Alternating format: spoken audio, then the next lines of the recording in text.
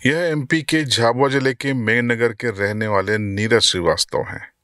यूं तो नीरज शहर में बस स्टैंड एवं रेलवे स्टेशन के बीच एक सांची दुग्ध पॉइंट चलाते हैं, लेकिन उनका पैशन कुछ और भी है। दरअसल नीरज की आंखें हमेशा ऐसे लोगों की तलाश में रहती हैं जो देश के अलग अलग इलाकों से भटक कर आ जाते हैं। इनमें मानसिक विक्षिप्त से लेकर अति बुजुर्ग तक शामिल होते हैं।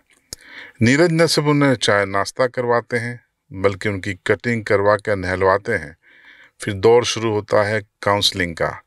नीरज समझते हैं कि वो कहाँ से हैं, किस तरीके से भटक कर मेघनगर में आ गए, और आखिरकार उसकी मदद की शुरुआत कर देते हैं।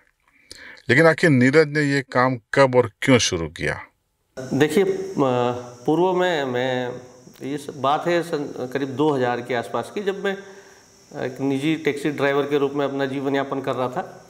उस दौरान चूँकि धार्मिक यात्राएं काफ़ी लोग करते थे और उन यात्राओं के दौरान जो है टैक्सी हायर की जाती थी, तो मैं उस दौरान जो है मेरा नासिक त्र्यंबकेश्वर जाने का एक अवसर हुआ, और उस अवसर में मुझे वहाँ 3 दिन जो है वो निवास करना था। तो स्वाभाविक सी बात है कि जो जिन यात्रियों को लेके जाते थे वो अपना जो है यात्रा का निवास जो है वो अपने हिसाब से करते थे। चूँकि मैं वाहन में ही अपना निवास करता था, तो उस दौरान जब मैं अपने वाहन में था, बारिश तेज़ हो रही थी, जब मैंने देखा कि पास ही में एक बरामदे के अंदर एक बुजुर्ग असहाय रूप से पूरे भीगे हुए और थरथरा के काँप रहे थे। बारिश तेज़ थी तो मैं भी गाड़ी के अंदर ही बैठा हुआ था, और बारिश जब रुकी तब मैंने देखा कि वो बाबा जो है असहाय रूप से कुछ बोल नहीं पा रहे हैं और कोई मूवमेंट नहीं कर पा रहे हैं। तो बड़ी हिम्मत करके मैं वहाँ से नीचे उतरने के बाद फिर मैंने उनको देखा, थोड़ा सा उनको हिलाया डुलाया, तो उनमें जान तो थी। तब उन्होंने कहा हाँ बताएं। तो फिर मुझे ऐसा लगा कि शायद इनकी कुछ अपन मदद कर सकें, तो मदद करना चाहिए। तो वो भीगे हुए थे। चूँकि मैं यात्रा के दौरान अपने साथ 3-4 जो है वस्त्र की जोड़ी साथ में रखता था, तो अपन ने अपने ही उसमें से एक लोअर और टी शर्ट जो है उनको पुराने कपड़े बदल करके पहनाए। तो वो बड़ी आत्मीयता के साथ जो है मेरी तरफ बड़े भावपूर्ण तरीके से देखने लगे। तो फिर मैंने उनसे कहा कि बाबा कुछ खाओगे? उन्होंने कहा तुम्हारी जैसी इच्छा। तो फिर मैं अपने लिए भी भोजन लेने जा रहा था, तो उनके लिए भी मैं भोजन लेकर के आया। दोनों ने मिलकर के भोजन किया। तो ये मेरी यात्रा वो उस दिन से शुरू हुई, और वहाँ से ये सोच करके मैं, क्योंकि चूँकि मैं झाबुआ ज़िले का निवासी था, तो झाबुआ ज़िले में जहाँ भी मैं जब जाता था, तो ऐसे जो भी शख्सियत मुझे जहाँ भी नज़र आती थी, तो मेरे जो भाव हैं वो उस व्यक्ति के बाद से ऐसे लोगों की तरफ स्वाभाविक की तरह नज़रें जाने शुरू हो गई कि जहाँ भी कोई असहाय रूप से या कहीं विक्षिप्त या किसी व्यक्ति को ऐसा लगता है कि इसे मेरी ज़रूरत है, तो मैं एक बार जा कर के उनसे मुखातिब होता था कि आपको किसी प्रकार की ज़रूरत है क्या। तो ऐसे ही मेरे कार्य का जो है वो सिलसिला धीरे धीरे करके चलता गया। चूँकि मेरा मेघनगर में निवास है, और मेघनगर में मेरा जो व्यवसाय है वो व्यवसाय एक ऐसे स्थान पर है जहाँ रेलवे स्टेशन और बस स्टैंड दोनों के मध्य का जो है वो क्षेत्र है। और उसी क्षेत्र में जहाँ मैं व्यवसाय करता हूँ, तो रेल से आने जाने वाले जो इस तरीके के जो असहाय जो मानसिक रूप से कमज़ोर होते हैं या कहीं से भटके हुए जो लोग हैं, वो कहीं से घूम फिर करके अगर मेघनगर में आ जाते हैं, तो वो विचरण करते हुए उसी रास्ते को मूवमेंट करते हैं, और उसी मूवमेंट में वो कहीं ना कहीं मेरे संपर्क में आ जाते हैं। और चूँकि सोशल मीडिया पर कई बार कई चीज़ों के माध्यम से क्या है कि हमारे कार्य को लोग देखते हैं, तो समाज भी आपके साथ में खड़ा होता है। समाज भी जो कर नहीं पाता वो कम से कम आपको सूचना दे देता है कि भाई यहाँ पर इस तरीके का एक असहाय व्यक्ति है, आपको जा करके उसको देखना चाहिए। तो हम उनके साथ जा कर के उन व्यक्तियों को देखते हैं, और जितना भी हमसे बन पाता है उन लोगों को वहाँ से लेकर के आते हैं, उनको कुछ जलपान वगैरह करवाते हैं। उसके बाद ऐसा लगता है कि इनकी शारीरिक जो काया है उसका दुरुस्त करने का समय है, तो हम ऐसे लोगों को जो है स्नान करवाते हैं। उनके बाल बनाना या उनके शरीर में कहीं जख्म वगैरह हैं या उनको और किसी प्रकार की आवश्यकता लगती है, तो उनकी औषधि जो है वो सब चीज़ों की पूरी जिम्मेदारी के साथ में उन कार्य को किया जाता है। उसके बाद में हम उनका कायाकल्प जब हो जाता है, तो फिर भोजन कराने के बाद उनको हम कुछ आराम करवाते हैं। आराम करने के बाद फिर हम लगता है कि इसकी काउंसलिंग की जानी चाहिए। अपने स्तर पर हम काउंसलिंग उनकी करते हैं। काउंसलिंग करने में हम फिर जो है धीरे धीरे उनके घर परिवारों का पता लगाते हैं, या फिर वो क्यों भटके हैं, कहाँ से आ गए हैं, इन सब चीज़ों का जो है हम उनसे धीरे धीरे करके जानना शुरू करते हैं और हमें उसमें सफलता मिलती ही है। दिक्कतें हमें आती हैं खास करके कहीं ऐसे राज्यों से जो भटके हुए लोग आते हैं जिनकी भाषा को या तो हम नहीं समझ पाते हैं या वो हमारी भाषा को नहीं समझ पाते हैं। ऐसे लोग जो है वो कई बार बहुत ही ज़्यादा दिक्कत में होते हैं और अपने आप को वो कहीं असुरक्षित महसूस करते हुए कई बार कुछ प्रॉपरली बता भी नहीं पाते हैं। हम चूँकि सोशल मीडिया के माध्यम से जुड़े हुए हैं तो आजकल सारी सुविधाएं हैं सोशल गूगल पर कि हम किसी भी चीज़ को ट्रांसलेट करके पता कर सकते हैं। तो हमें सोशल साइटों का भी जो है वो फ़ायदा मिलता है, उससे हम जो है इनके घर परिवारों को और इनको खोजने में, क्योंकि हम जब किसी भी संबंधित को भटके हुए व्यक्ति का जब हम काउंसलिंग में पता करते हैं कि वो किस ज़िले का है या किस राज्य का है, तो हम संबंधित राज्य के प्रशासनिक क्षेत्र में जैसे पुलिस थाना हुआ या पुलिस का जो मुख्यालय हुआ या कंट्रोल रूम हुआ, हम वहाँ पर इसकी सूचना जो है वो देते हैं और वहाँ से जानकारी लेते हैं कि आपके राज्य का या आपके ज़िले का कोई व्यक्ति भटका हुआ है, इसकी कोई गुमशुदगी वहाँ दर्ज है। तो वो सारी चीज़ें वहाँ से एकत्र करते हैं और एकत्र करने के बाद फिर जो है वीडियो कॉलिंग पे कंफर्मेशन होती है, परिजनों को बुलाया जाता है और सुरक्षित रूप से जो है हम उनको घर परिवार वालों के साथ में उनको भेजते हैं। तो शिरडी से करीब 20 साल पहले शुरू हुआ नीरज का ये सफ़र आज भी जारी है। अभी तक नीरज सैकड़ों बिछड़ों को अपनों से मिलवा चुके हैं, अनगिनत अनजान लाशों का अंतिम संस्कार करवा चुके हैं। ब्लड डोनेशन के नीरज और उनके साथियों के प्रकल्प के तहत अब तक 3000 यूनिट ब्लड डोनेशन भी हो चुका है। हमारे ज़िले में रक्तदान को लेकर के बहुत ही भ्रांतियाँ हैं। हमारे जो क्षेत्र का युवा है वो रक्तदान के नाम से भागता है। हमने जब ये चीज़ें देखी कि रक्त की कमी के कारण कई प्रसूता माताओं की जानें चली गई और वो सब चीज़ें जब सामने आती है तो मन जो है वो व्याकुल होता है और इस पर फिर काम करने का विचार बार बार आता है। तो हमने अपने मित्रों के साथ में, क्योंकि मैं खुद एक स्वयं रक्तदानी हूँ, AB पॉजिटिव, मैं 49 बार अपना रक्तदान कर चुका हूँ और ऐसे ही मेरे और भी अन्य साथी जो नियमित रक्तदाता हैं उन लोगों के साथ में मिलकर के हमने एक सोशल साइट्स पे अपनी एक टीम बना रही हुई है, जिसमें हमने व्हाट्सएप ग्रुप के माध्यम से थानला, पेटलावद, मेघनगर, झाबुआ ऐसे सारे रक्त मित्रों को जोड़ा हुआ है।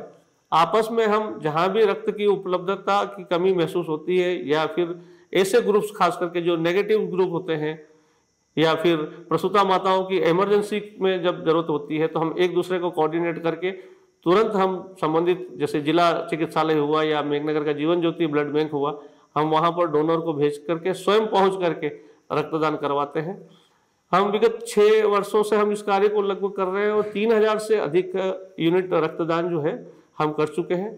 इसी के साथ साथ हम रक्त बाधित दिव्यांगता के लिए भी कार्य कर रहे हैं, क्योंकि हम जब देख रहे हैं कि रक्तदान जब नियमित रूप से हम कर रहे हैं या करवाने के लिए हम आगे इसमें काम कर रहे हैं तो हमें ऐसे केस भी जो मिल रहे हैं जो रक्त बाधित दिव्यांगता में आते हैं।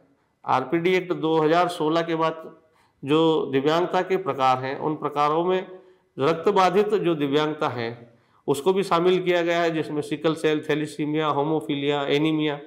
तो इन डिसीज से जो रिलेटेड जो हैं हमारे यहाँ क्षेत्र में उन लोगों के लिए हम नियमित रक्तदान करते हैं, परिवारों को काउंसलिंग करते हैं और उसके साथ साथ हम उन्हें ये भी बताते हैं कि आप इस रक्तबाधित दिव्यांगता में आते हैं, उनके लिए जो है हम उनको बताते हैं कि इस तरीके से आपको जा करके आपको अपने सचिव से मिल करके पुनर्वास केंद्र पर जा करके अपना प्रमाण पत्र दिव्यांगता का बनवाइए और उसमें जो है आपका UDID जनरेट करवाइए ताकि शासन से मिलने वाली योजनाओं का जो लाभ है वो लाभ आपको मिल सके। और इसको बनवाने के पीछे उद्देश्य ये होता है कि वो कहीं भी अगर रहे भारत में, उसको अगर मान लीजिए रक्त की जब भी उपलब्धता लगे, आवश्यकता लगे, तो वो किसी भी ब्लड बैंक में जाए तो उसको तुरंत वहाँ पर उसको ब्लड उपलब्ध हो जाए। हमारा ये जो कार्य है भटकों को मिलाने वाला, इसमें हम लंबे वक्त से काम कर रहे हैं और इस कार्य के दौरान करीब 500 से अधिक जो है हम ऐसे भटके जनों को जो है अपने परिवारों से मिला चुके हैं, जिसमें बच्चे भी थे, बुजुर्ग भी थे, असहाय भी थे और माताएं भी थी। तो इस तरीके से हमारा जो ये सफ़र है, ये सफ़र निरंतर जारी है। संबंधित क्षेत्रों से, आसपास के क्षेत्रों से, कहीं से भी हमें जो सूचना प्राप्त होती है, हम जाते हैं और जा करके वहाँ से उनका रेस्क्यू करके और पता करते हैं कि ये कहाँ से भटके हुए हैं। हर संभव जितना भी हो सकता है हम उनकी पूरी मदद करते हैं। आज के इस दौर में जब मानवता अपने अस्तित्व के लिए संघर्ष कर रही है, ऐसे में नीरज जैसे लोग उम्मीद जगाते हैं। नीरज के अपने शहर के लोग नीरज की इस जीवटता को सैल्यूट करते हैं, क्योंकि वो 2 दशकों से नीरज के सेवा समर्पण को देख रहे हैं। नीरज जी का एक बस स्टैंड पे एक छोटा सा सांची पॉइंट है, सांची पॉइंट चलाते हैं। इसके अलावा ये सामाजिक कार्य में काफ़ी एक्टिव रहते हैं और जो मद बुद्धि के जो लोग रहते हैं उनकी भी पूरी सेवा करते हैं। उनको नहलाना धुलाना, कपड़े पहनाना, खाना पीना वो अपने स्वयं के खर्च से करते हैं। नीरज के बारे में जितना कहा जाए उतना कम होगा। जैसा उसके नाम से ही जाहिर है, एक पवित्र नाम है उसका, उसके नाम से ही पवित्रता, ज्ञान, सुंदरता झलकती है और वही सुंदरता, पवित्रता उसके व्यवहार में भी है। जब भी कोई, जहाँ तक मैं देख रहा हूँ, इन 2-3 वर्षों में मेघनगर में लावारिस विक्षिप्त भटकने वालों की संख्या काफ़ी कम हो चुकी है। नहीं तो पहले कहीं कूड़े के ढेर पर या कहीं बीन कर खाते हुए ऐसे काफ़ी लोग परेशान अवस्था में दिखते थे और आज ये स्थिति है कि जैसे ही उसे मालूम पड़ती है किसी भी कोने से, चाहे मेघनगर हो चाहे झाबुआ जिला हो, किसी भी कोने से कहीं फ़ोन आता है, खबर आती है अगर कि ये परेशानी में है, नीरज तुरंत पहुंच जाता है।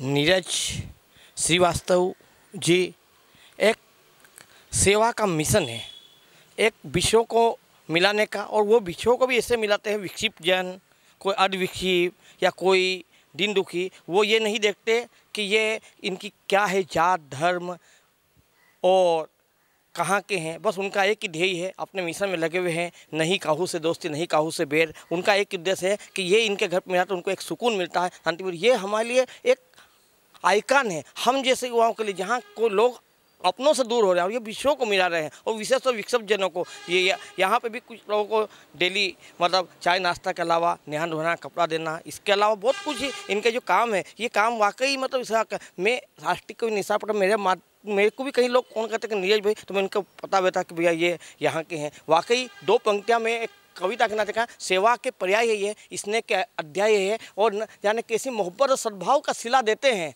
नीरज भाई वो है जो विश्व को मिला देते हैं। धन्यवाद। अपने इस सेवा प्रकल्प के दौरान कुछ पीड़ितों से नीरज के आत्मीय रिश्ते भी बन गए। अब नीरज और उनके परिवारों के बीच में एक ऐसा जुड़ाव है जो आपस में जीवंत संवाद के रूप में बना हुआ है। हाँ, इस सेवा में एक लड़का आया था। गर्मी के दिन थे, काफ़ी प्यासा सा लग रहा था, क्योंकि उस समय मेरी दुकान के पास में एक प्याऊ भी थी और वो आते से ही प्याऊ को पानी पीना उसने शुरू किया। नियमित वो पानी पीता रहा। 4-5 गिलास पानी पीने के बाद वो थोड़ा सा रुका, फिर मेरी तरफ देखा। तो मैंने उससे फिर पूछा, मैंने कहा, क्योंकि हालात देख करके मुझे ईश्वर ने शक्ति प्रदत्त की है शायद कि मैं ऐसे लोगों पर मेरी दृष्टि जाती है और मैं ऐसे लोगों को देख करके ही भाप जाता हूँ कि हाँ, ये कहीं से वास्तव में भटका हुआ है और इसे शायद मदद की आवश्यकता है। तो वैसे ही मैंने उससे फिर कहा कि कुछ खाओगे, तो उसने इशारे में सिर हिलाया, लेकिन उसने जिस प्रकार से, जिस भाषा का उपयोग करते हुए मुझे संबोधित किया, तो वो मेरी समझ से परे था। वो बार बार इशारे में समझ रहा था, लेकिन बोल करके जो बोल रहा था वो मेरी समझ में नहीं आ रहा था। वो भटका हुआ जो व्यक्ति था वो तमिलनाडु के करूर जिले का था। उसका नाम एम मोहम्मद राजा है। ये मुझे तब पता चला जब 12 दिन तक उसको मैंने अपने पास रखा और 13वें दिन उसका जब परिवार आया लेने के लिए, तब उन्होंने उसको क्रॉस मैच के लिए उसके आइडेंटिटी वगैरह उसके परिवार से मांगे। तब ये पता चला था कि ये इसका नाम एम मोहम्मद राजा है। सारा नगर एकत्र हो गया था उसको विदाई देने के लिए। हम ये देखते हैं कि जब वो आया था तब वो दर दर भटक रहा था, तब उसको किसी ने भोजन या चाय या किसी और अन्य चीज़ के लिए कभी किसी ने नहीं पूछा। लेकिन जब उसकी आइडेंटिटी करके हमने परिवार का जब पता लगा लिया, तो इतने सारे लोग नगर के इकट्ठे हुए और सहयोग के लिए जो है उसमें बढ़ चढ़ करके अपना हिस्सा लिया। उसको आंशिक मानसिक रूप से वो विक्षिप्त था, उसका इलाज चल रहा था और वो 4 साल से अपने परिवार से दूर था। और यहाँ वो 12 दिनों में उससे मेरी इतनी घनिष्ठता हो गई थी कि वो बार बार जो है उसके जाने के बाद कई लंबे समय तक जो है परिवार से मेरी उनसे बातचीत होती रही। और अभी भी बीच बीच में हम महीने में ऐसे लोगों को अब फ़ोन पे और वीडियो कॉलिंग के माध्यम से जो है वो संपर्क बना के रखते हैं कि वो कैसा है और उसका इलाज वगैरह वो परिवार करवा रहे हैं या नहीं करवा रहे हैं, और अगर करवा रहे हैं उसमें उनको कोई दिक्कत आती है तो हम उसके लिए भी जो है उनको मदद करने के लिए और जितनी भी आवश्यकता होती है उसके लिए प्रयास करते रहते हैं। नीरज के सेवा समर्पण को देखते हुए उनको कई अवार्ड मिल चुके हैं। सोशल मीडिया के जरिए कई लोग उनसे जुड़े और उनके सेवा प्रकल्पों को साथ देना शुरू किया। गिनीज बुक में भी उनका नाम है, तो साथ ही साथ अब कई संस्थाएं उनसे जुड़कर काम करने के लिए तत्पर हैं। सेवा के क्षेत्र में कार्य करने की जो प्रेरणा है तो मुझे मेरे परिवार से ही मिली, और परिवार में मुख्य रूप से मेरी पत्नी के माध्यम से मिली। आज जिन सेवा कार्यों को मैं कर पा रहा हूँ उसके पीछे सबसे बड़ा हाथ मेरी पत्नी का है। उसी की प्रेरणा है और उसी की हिम्मत है जिस वजह से आज इस कार्य को मैं बखूबी निभा पा रहा हूँ। मैं स्वयं रक्तदानी होने के साथ साथ देहदानी भी हूँ और मेरी पत्नी भी जो है वो भी देहदानी है। हम समाज में, जिले में एक ऐसे प्रकल्प को कर रहे हैं, आने वाले समाज के जितने भी युवा जो है हमारे कार्यों को देख करके ये प्रण करें कि क्षेत्र में रक्तदान और अंगदान दोनों के लिए हम संकल्पित हों। अधिक से अधिक हमारा प्रयास रहे जीते जी रक्तदान और जाते जाते नेत्रदान। आज के दौर में जब भाई भाई का नहीं होता, पड़ोसी और शहर के लोग एक दूसरे के काम नहीं आते, ऐसे संवेदन विहीन दौर में दूसरों के लिए जीने वाले बिरले ही मिलते हैं। ऐसे ही बिरले हैं मेघनगर के नीरज, और नीरज की इस जीवटता को हम भी सैल्यूट करते हैं।